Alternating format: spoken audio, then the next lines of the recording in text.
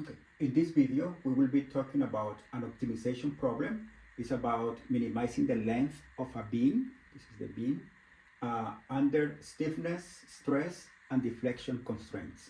This is joint work with Ramin Rafapana. He works at Pratt and Whitney. This is the beam, right? Each section of the beam is a square, and it has, this is the largest size, which is T max, and the center part, there is a center part here, that part is constant. The side of the smaller squares are T min. The profile of the sizes is like this. At x equals 0, we have that the side of the square is T max. There is a length L1. Between L1 and L2, the side of the square is T min, and then it goes back to T max. Then notice that this distance here is L1, and this distance here is also L1. The side of the squares of the sections of this beam are given by this piecewise defined function. Notice that this is a line with negative slope, right? When x equals 0, we are at T max, and when x equal to L1, L1 cancel out, the T max cancel out, negative times negative, we are at T min. Then when x is between L1 and L2, the side of the square is T min, and when x is between L2 and L1 plus L2, this is the expression, right? This is a line. When x equal to L2, this part goes away and it's a T min. But when x is L1 plus L2, then this simplifies to T max. Actually, we are going to consider not just this single beam, but we're going to consider a system with some number of beams. We're going to see this. This is going to denote the number of beams that we are going to consider in the system. And the whole system is going to be something like this, right? This is the beam that is missing here. And then we have the beam. There is going to be a stiffness and a stress along the beam and a deflection. And we're going to explain all this and the problem.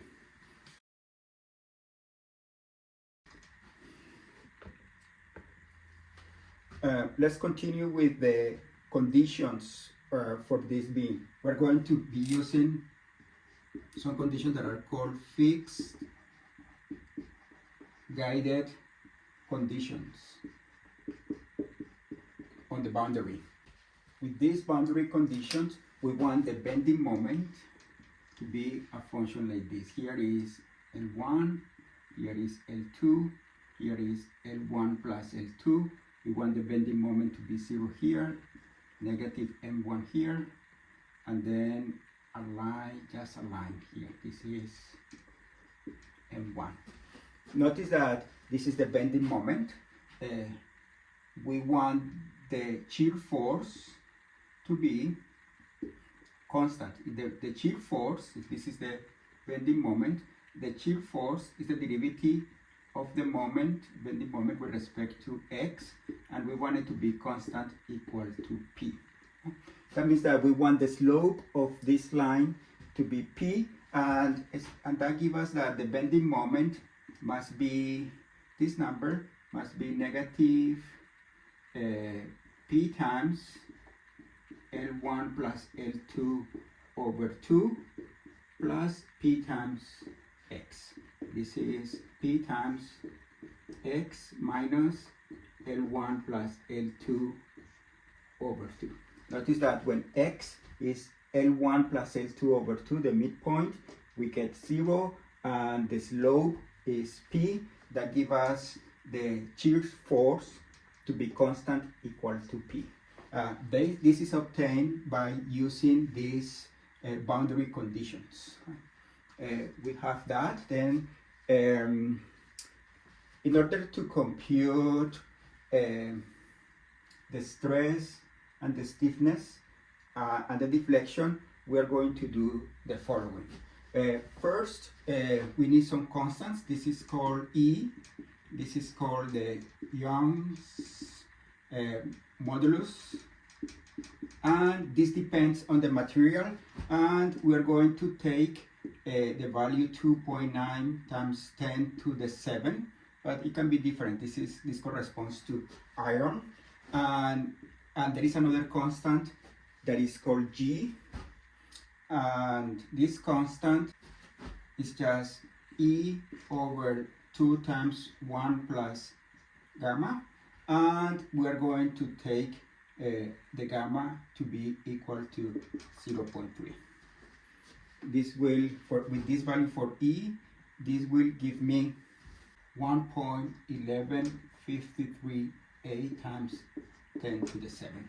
Then these two constants will show up in the equations to compute the stiffness, the stress, and the deflection. Before we compute the stiffness, the stress, and the deflection, we need to say that the moment of inertia of the cross section, since they are squares, is the side, which is T of x to the 4 divided by 12. Notice that this function is a piecewise defined function. And also we need something that is called the strain energy. And the strain energy is given by the integral from 0 to L1 plus L2 of m squared over 2e times the moment of inertia plus the shear force divided by the constant G times the area. The area of the cross section, remember that this is just T squared, and then we integrate with respect to x. Notice that this integral is relatively easy to compute, but you have to be careful because this is the linear function, right? Squared, then this is a quadratic function, this is a constant, this is a t to the 4, and this is a piecewise defined function. Then the whole expression here is a piecewise defined function. Then in order to compute this integral, you just need to compute piece by piece from 0 to L1, and then from L1 to L2, and from L2 to L1 plus L2. Notice that this is the constant, this is just p squared, and this is the t squared, the constant. This is a rational function which we can compute explicitly. We can check that this u is p squared times an integral, the integral from 0 to L1 plus L2. And here we have an expression that doesn't have the p. We have an expression that doesn't have the p, but it has this expression here. It has the parameters of the beam, which are the T min, T max, L1, and L2. In our optimization problem, the E is given, the G is given, and then the problem is to find the T min, T max, L1, and L2, such that L1 plus L2, which is the length of the beam. Notice that reducing the length of the beam will save us material, right? Because the shorter is this beam, the less material you use to build this part. Then we have the function u. Once we have the function u, we have the deflection.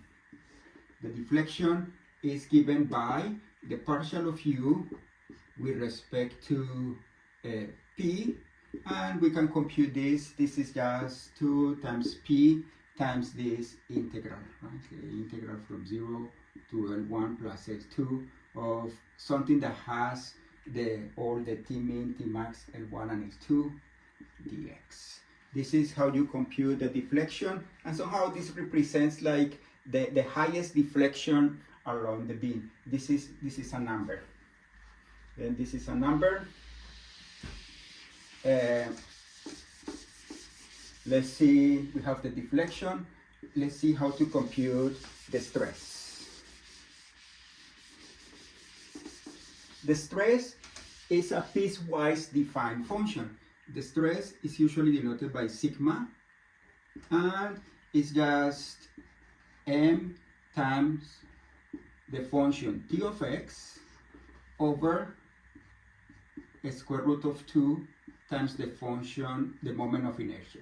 That is that this is like t of x, and this is a t to the 4 over 12. Then this is some, and this is a linear function. Then this is a linear function. Then essentially this is like a linear function in terms of x over a piecewise defined function, which is like tq of x times a number c. And this is the nature of this function. This is a piecewise defined function.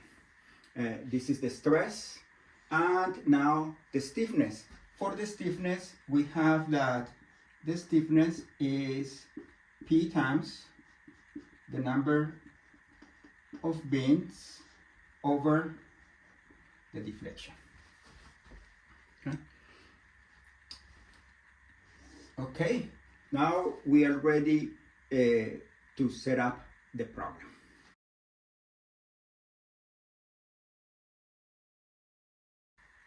Okay, this is what is given for the problem. We are supposed that we know the material, then we have the E, and let's suppose that we have the G, the two constants, and we want the stress, which is this function. We want the maximum of the stress to be smaller or equal than a given number. Then this is given. And we want the maximum of this function to be smaller or equal than this. We also want the stiffness. This is not a function, this is just a number. We want the stiffness to be greater or equal than a given value, right? We want the stiffness to be bigger or equal than this number here. And we are also given the deflection. We want the deflection, and this is going to be given. We want the deflection to be given. And given this number, the maximum of the stress and the minimum of the stiffness and the desired deflection, we want to find the values. Let me say find T min, T max, L1 and L2 such that all the conditions are satisfied, and L1 plus L2 is the minimum possible. Okay, that's the problem.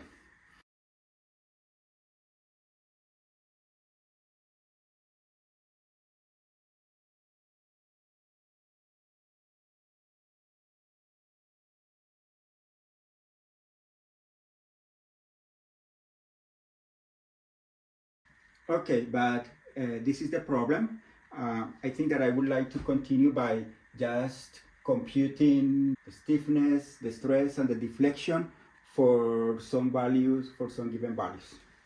Before I continue, I would like to mention that in the previous problem, in the optimization problem, we also need the number of pins. Right? We need the number of pins. And I didn't mention the P in the optimization problem because we can prove that if we have a solution, if we can find an L1 and L2, a T min and a T max, that is the solution, L1 plus L2 is the smallest one, then this stiffness should be the given stiffness, and therefore we can solve for P. P should be the given stiffness times the given deflection over the number of beans. That's the reason we can assume in the problem that the P is given in the optimization problem. But we're not going to solve the optimization problem here. As I mentioned, it's a challenging problem, and if you have any ideas how to solve it, it would be nice to hear those ideas. But here I'm just going to pretend that I have an L1 and L2, a T min, a T max. That means that I have the dimensions of each one of these beams, and the P is given, and the E and G are given. Then with this information, we define the function T of x, which is a piecewise defined function. And then once we have the piecewise defined function, we also have the moment function, which is a linear function. Remember that the moment is negative L1 plus L2 over 2 plus P times x. And then we can define the sigma, which is n times T over a square root of 2 times the moment of inertia. The moment of inertia is a piecewise defined function, is T to the 4 over 12. And actually, we can graph this function. It's a piecewise defined function. Here is L1, here is L2, and here is L1 plus L2. Remember that everything is known because we have L1, L2, T min, T max, and we have everything. This function looks something like this. It has something like this. Between L1 and L2 is just a line. It vanishes here at the middle point, right? Because m is equal to 0 here, and it's symmetric. Then it's something like this. This part here is the same as this part here. And in this case, the maximum for this function, we can compute that maximum, and is 26 to 144 divided by 45 times the square root of 3, which is approximately equal to 8238.99 psi. Right, we know everything for this part. We compute the derivative, we set it up equal to 0. We notice that when we solve the equation, that number happens between L2 and L1 plus L2, and then we can compute the value, and then we can find the maximum. In this case, this function is the one that is given here when x is between L2 and L1 plus L2. Then we have the sigma. We can compute the deflection. The deflection is the partial derivative of the u with respect to p, and this is 2 times p, and here we have an integral that we can compute. Because we know everything, we have to be careful computing this integral, because we need to divide this integral into 3 pieces, like the integral from 0 to L1, plus the integral from L1 to L2, plus the integral from L2 to L1 plus L2. And here we use this piece for the T of x, and here we use this part, and here we use this part. But then the deflections end up being 0.0021 inches. With these values, we got that deflection. And then the stiffness, which is P times the number of beams over the deflection. We have everything. We have the number of beams, we have the deflection, and we have the P. And therefore, in this case, the stiffness is 47, 48, 38 pounds force over inches. Remember, this is not a solution of the problem. The problem is challenging, but this is just how to compute the deflection, the stress, and the stiffness. In the optimization problem, this part is not given, and the only thing that is given is an optimal stiffness, a desired deflection, and the maximum. This is given. You want this maximum to be something that is given, and then you need to find the L1, L2, T min, T max, such that the length L1 plus L2 is as short as possible. The number of beans is also given. Okay, this is it for this video.